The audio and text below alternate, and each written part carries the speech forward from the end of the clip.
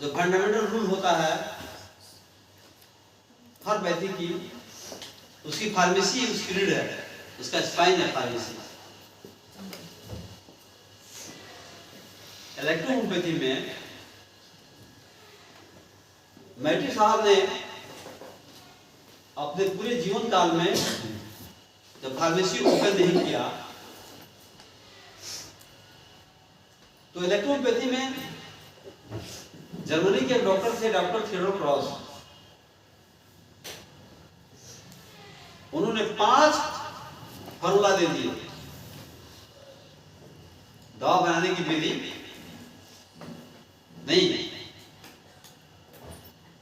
विभिन्न तरह से बताया, 5-6 तरह का फार्मेसी बताया। तो इसमें पूरा लोग दिग्भ्रमित हो गया। फार्मेसी एक होनी चाहिए। मैट्री साहब के फ्लोर थे, एस्पेरिक एसेंस का जो इजाद किया 200 ईस्वी के आसपास, 188 ईस्वी के पास आसपास, उसका नाम था सेल्सस। 15वीं शताब्दी के वैज्ञानिक पारासेल्सस ने सेल्सस के सिद्धांत को आगे बढ़ाया। दवा बनाने की विधि जो है इलेक्ट्रोहोम्योपैथी की, जो फर्स्ट जो फाउंडर है एस्पेरिक एसेंस का वो सेल्सस है। सेकंड जो फाउंडर है जिन्होंने सेल्सस के सिद्धांत को आगे बढ़ाया, जो 15वीं शताब्दी के वैज्ञानिक थे जिनका नाम था पारासेल्सस। थर्ड व्यक्ति हैं डॉक्टर काउंट जॉन मैटी, जिन्होंने पारासेल्सस के सिद्धांत को अडॉप्ट किया और इलेक्ट्रोहोम्योपैथी की फार्मेसी बनाई। चौथा जो पर्सनालिटी है डॉक्टर जिम्पल, वो मैटी साहब का फ्लोर थे। जर्मनी के अंदर उनका लेबोरेटरी आज भी है, जिम्पल लेबोरेटरी लिखिएगा नेट पर, उनका आज आएगा। तो मैटी साहब के फ्लोर जिम्पल थे।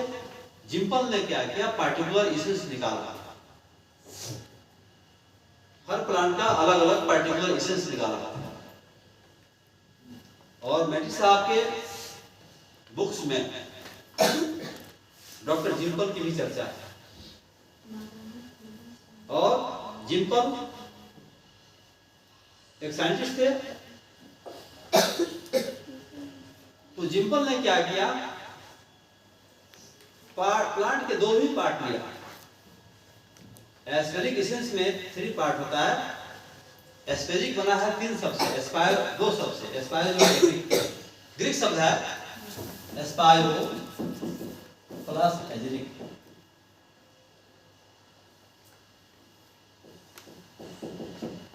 एस्पायर का मतलब होता है सेपरेट करना, अलग करना। एजेरिक का मतलब होता है टू कंबाइन,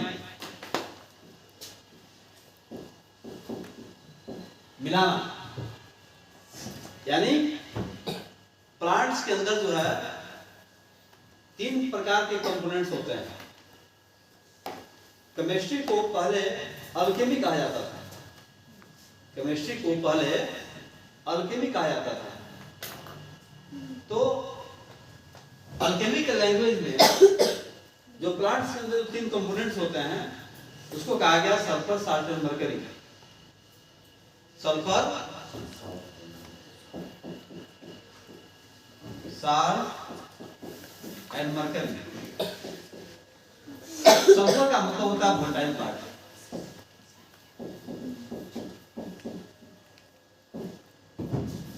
साल्ट का मतलब होता है उसका मिनरल्स। मरकरी का मतलब होता है ऑर्गेनिक पार्ट। प्लांट्स के अंदर जो ऑर्गेनिक पार्ट होता है,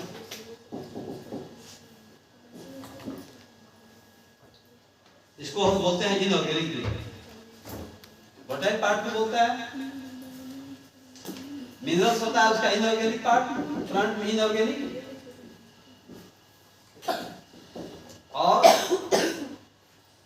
यह आपका मरकरी ऑर्गेनिक है।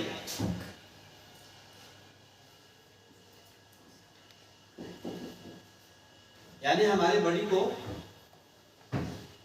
परमानेंट 2 पार्ट की आवश्यकता होती है। इस आधार पर डॉक्टर जिम्पल ने वोलेटाइल पार्ट को हटा दिया, अपने फार्मेसी में वोलेटाइल पार्ट को हटा दिया, नहीं केवल 2 ही पार्ट लिया, उसका ऑर्गेनिक और इनऑर्गेनिक, यानी मरकरी और साल्ट को लिया। उन्होंने कहा कि वोलेटाइल जो पार्ट है उसका बॉडी में परमानेंट वर्क नहीं है, लेकिन जो भी एरोमेटिक पार्ट होता है प्लांट का, जो भी वोलेटाइल पार्ट होता है उसका क्विक एक्शन होता है बॉडी में। जैसे मेंथा है, पुदीना है, तुलसी है, लौंग इलायची है, बहुत वोलेटाइल है। पेट में अगर इंडाइजेशन होता है आपको, जैसे ही मेंथा खाते हैं, पुदीना हरा की गोली खाते हैं, क्विक एक्शन करता है, वोलेटाइल पार्ट बॉडी में क्विक एक्शन। जैसे कोई भी चीज है, विक्स की गोली है या विक्स है, आपको बहुत दम दुख रहा है, एकदम कंजेस्टेड हो गया रेस्पिरेटरी ट्रैक्ट आपका, तो उसको देखते हैं एलोपैथ में भी दवा सूंघने के लिए नहीं, मशीन में डाल करके वोलेटाइल उसमें गैस निकलता है, नहीं या न्यूबलाइजर लगा देता है, तुरंत आराम मिल जाता है। तो न्यूबलाइजर में या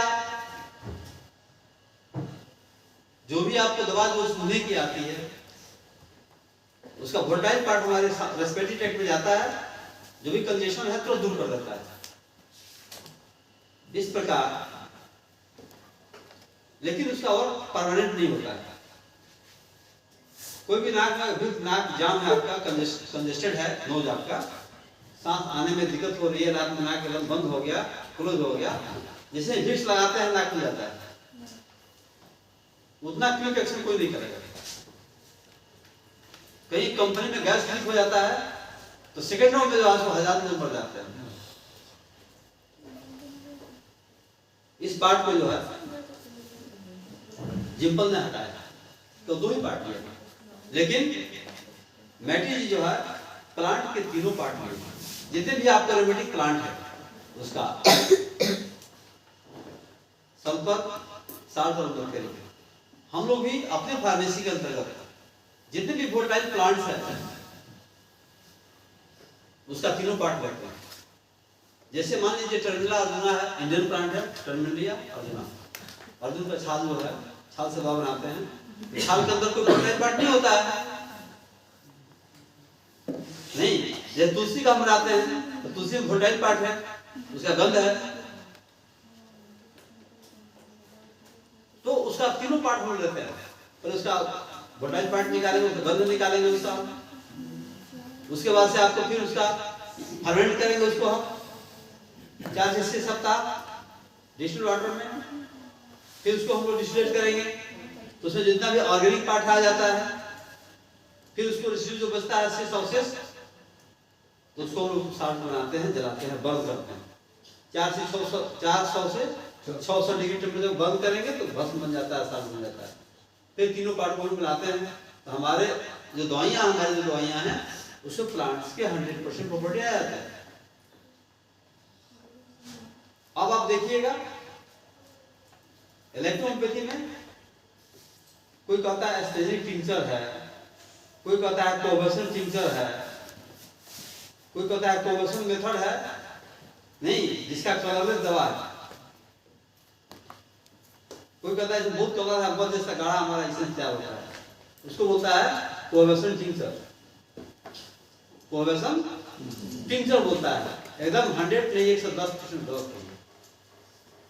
कोवेशन का शाब्दिक अर्थ होता है, आप नेट पर देखिएगा, अब कोई किसी आदमी को पढ़ा नहीं सकता, कोवेशन का मतलब होता है रिपीट डिस्टिलेशन। आप नेट पर देख लीजिए, कोवेशन मीन्स होता है रिपीट डिस्टिलेशन। जब रिपीट डिस्टिलेशन करेंगे तो दवाइयां जो है कलरलेस हो जाएगी, ठीक है। कोई प्लांट का लोग साल्ट डालते हैं, साल्ट मिलाने के बाद साल्ट का हल्का कलर आता है, इसरूबिया कार्डिफोलिया एक इंडियन प्लांट है, उसका डिस्कशन करेंगे तो कलरलेस उसका एसेंस आएगा। जैसे हम साल्ट मिलाएंगे वैसे एसेंस पीला हो जाएगा। तो कलर का जो है तो साल्ट का ही कलर आता है। तो कोवेसेंट टिंचर सब कुछ नहीं होता है। इलेक्ट्रोपैथी में शब्द होता है एस्पेरिक एसेंस। हम किताब में पढ़ते भी हैं कि होम्योपैथिक जो मूल औषधि होम्योपैथी की उसको मदर टिंचर बोलते हैं, इलेक्ट्रो की दवाओं को एस्पेरिक एसेंस बोलते हैं, पढ़ते हैं किताब में। लेकिन इसका अर्थ क्या हुआ, मतलब क्या हुआ, नहीं समझ पाते। इसीलिए जितने लोग आपको इलेक्ट्रोपैथी की फार्मेसी बताएंगे तभी साइंटिफिक वे में जो हम वर्क कर रहे हैं एस्पेरिक एसेंस पर, ये मेटी साहब का ही सिद्धांत है। मेटी साहब एस्पेरिक एसेंस बनाते थे, इसका प्रमाण है।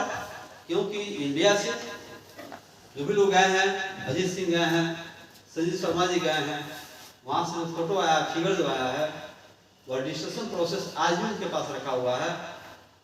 पहले तांबे के बर्तन में उस रजिस्ट्रेशन था, बड़ा बड़ा सब। उनके किले के अंदर आज भी जो है उनका पूरा सिस्टम जो है कैसे दवा बनाते थे, नहीं वो सब सिस्टम रखा हुआ है। वो सिस्टम वही है, नहीं जो एस्पेरिक एसेंस बनाने का जो प्रोसेस है उस प्रोसेस का सब सिस्टम रखा हुआ है। तो हम अपने दवा को, इलेक्ट्रोपैथिक दवा को एस्पेरिक एसेंस के अलावा कुछ नहीं बोलेंगे, कोवेसेंट टिंचर नहीं बोलेंगे। और जो कोवेसेंट टिंचर है या जो टिंचर लोग यूज करते हैं उसका पोटेंशियल आते हैं आपको 200, 500, 1000, 10,000। लेकिन डॉक्टर मेटी साहब ने इलेक्ट्रोपैथिक एस्पेरिक एसेंस का जो डोज का जो प्रयोग किया है, उन्होंने 3 ही डोज लिखा है, स्ट्रॉन्ग, माइल्ड और लाइट।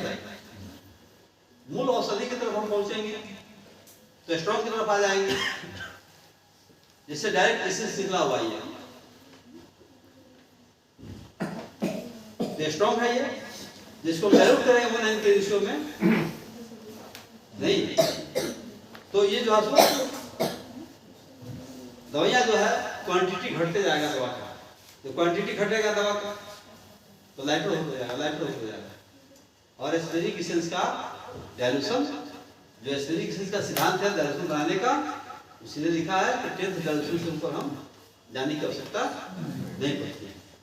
जो टिंचर वाली दवाई है जो यूज कर रहे हैं, नहीं उसकी डाइल्यूशन जो है 10 एमएल को सप्लाई देते हैं, जो बैक पोटेंसी दे रहे हैं, जो एस्पेरिक एसेंस पे वो सूट नहीं करता है। ठीक है, एस्पेरिक एसेंस का हम डाइल्यूशन बनाएंगे।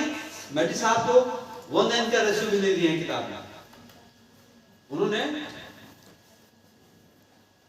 डिस्टिल वाटर की संख्या बढ़ा दिया, मात्रा बढ़ा दिया।